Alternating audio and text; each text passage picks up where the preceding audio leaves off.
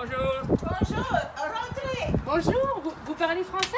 Oui, rentrez. Moi, je suis Grace Simon. Et moi, je suis Alain Simon. Vous avez quel âge? Moi, c'est dur à dire. Moi? 84. Moi, je marche avec un bâton et j'ai 84 ans. Ça, c'est un tas des années. Beaucoup d'années. Moi, j'étais né dans la paroisse Vermillon, un petit village qui s'appelle La Butte. Et j'étais à l'école à Meaux, et là, je reste près de Maurice. Et toi, Grace? Moi, je viens de Pombro, Brobridge. Mon grand-grand-père est venu de Bordeaux, dans la France. Et il parlait français, je suis sûre. Moi, je n'étais pas née, je ne l'ai jamais connu. Mais je connais que ça parlait français. Que français, ça ne parlait pas anglais, ça parlait français. Et c'est comme ça qu'on a appris le français, le cajun, parce qu'on n'avait pas des livres à l'école pour lire le français. Et c'est juste, comme on attendait les mots. Un Français nous disait un mot, on écoutait, et ce n'était pas exactement comment c'était, mais c'est comme ça, nous autres, on l'entendait. Et c'est comme ça, un tas de mots aujourd'hui. On dit ça, c'est pas exactement, c'est parce qu'on l'a juste entendu, on ne l'a pas jamais écrit. Et là, quand j'avais 6 ans, j'étais à l'école. Et le premier jour, la maîtresse dit, on ne parle pas en français ici à l'école. Il faudra parler en anglais. Mais, qui c'est anglais? Moi, je n'ai jamais entendu parler de ça avant. C'était tout en français. Mais il dit, je vais te montrer, je vais te dire comment dire des mots, il faudra te dire après moi. Et c'est comme ça qu'on a appris anglais, à écouter la maîtresse d'école. Et il fallait parler en anglais. Là, il y avait des livres en anglais. Ça fait, on a commencé à apprendre en anglais. Mais le français, tu ne disais pas un mot en français. Si tu disais un mot en français à l'école, il fallait écrire des lignes. Je ne vais pas parler français à l'école. Ça fait quand on allait, on retournait à la maison. Ma grand-mère ne parlait pas un mot d'anglais. Ça fait, qu'est-ce qu'on faisait? On parlait juste en français à la maison. Mais quand on allait à l'école, on connaissait mieux que pas dire un mot en français. On était punis. C'est un déshonneur. On a été élevé en français. Notre mère parlait juste le français. Notre cousin, notre voisin, tout quelqu'un alentour, l'office du docteur, tout partout où on allait, il y avait du français. Ça fait, on n'avait pas besoin d'apprendre anglais, mais quand on a commencé l'école, ça changeait de conversation. Moi, c'est comme si le matin, j'embarquais sur un transfert d'école jaune et ça m'emmenait d'un autre pays. À notre école, c'était défendu.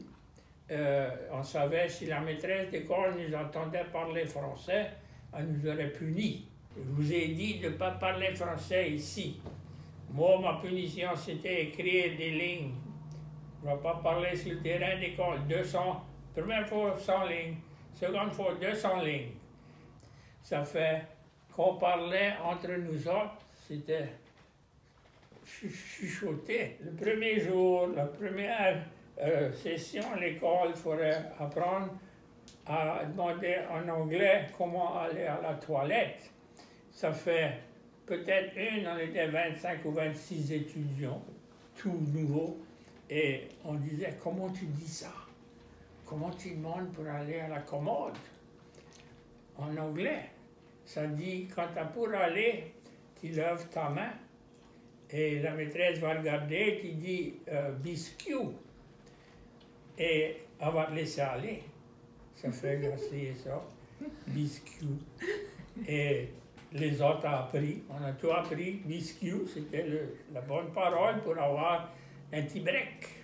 Ça fait quelques temps après, on a compris, on a su que c'était pas juste un mot, c'était une question. en anglais, may I be excused. Mais on a rapetissé ça à biscuit. Et elle comprenait? Ben, It worked, ça travaillait. Qu'est-ce que vous faisiez quand vous étiez petit? travailler. On travaillait, mais on avait des jeux comme, on appelait ça hopscotch.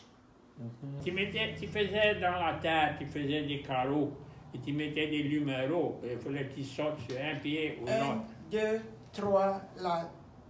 Tu mettais les 2 pieds là. 1 là, 2 là. Là, on tournait de bord. 2 là, 1 là, 2 là. 1, 2, 3, puis là, tu sautais à côté de ça. Nous autres, on se faisait des jeux. C'était pas électronique. Il y en avait une, c'était cache mon bouton. Il y avait plusieurs qui étaient en rond et ils avaient les mains comme ça. Et une dans le milieu, il avait le bouton. Il allait à chaque. Il faisait comme si il mettait le bouton. Et là, quand il avait fini, il fallait deviner quel qui avait vraiment hérité le bouton. Cache-cache bouton. Cache mon bouton. Là, le bouton, celui-là qui avait le bouton, c'est lui qui faisait le second tour. Ça, c'était les autres. On jouait. Les garçons jouaient le cognac, au On cognac. faisait. Comment tu appelles ça? On jouait au chien. Tu avais un piquet là et une là. Et il y avait 2 bords. Et il fallait qu'ils traversent. Il y avait un dans le milieu pour t'attraper. S'il te touchait, il fallait que tu sois avec lui. Et on a joué au cachet-fête. Tu connais quoi c'est cachet-fête? Hide and seek. Ah oui.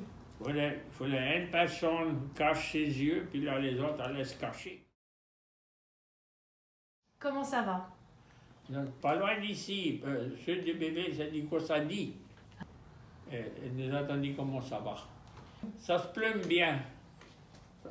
Tout va bien, c'est ça, ça veut dire. Ça va bien. Ça va bien.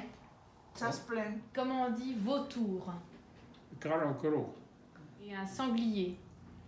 Sanglier is a wild boar. Cochon farouche. Raton laveur. Raton laveur, c'est canadien et français. Ici, on dit le chaoui. L'opossum. Ici, le rat de bois. Le rat de bois. Le putois. Ah, vous êtes une bête piante. Une crevette. Chevrette. Chevrette. Chevrette. Pas crevette ici, on dit chevrette. Un oiseau.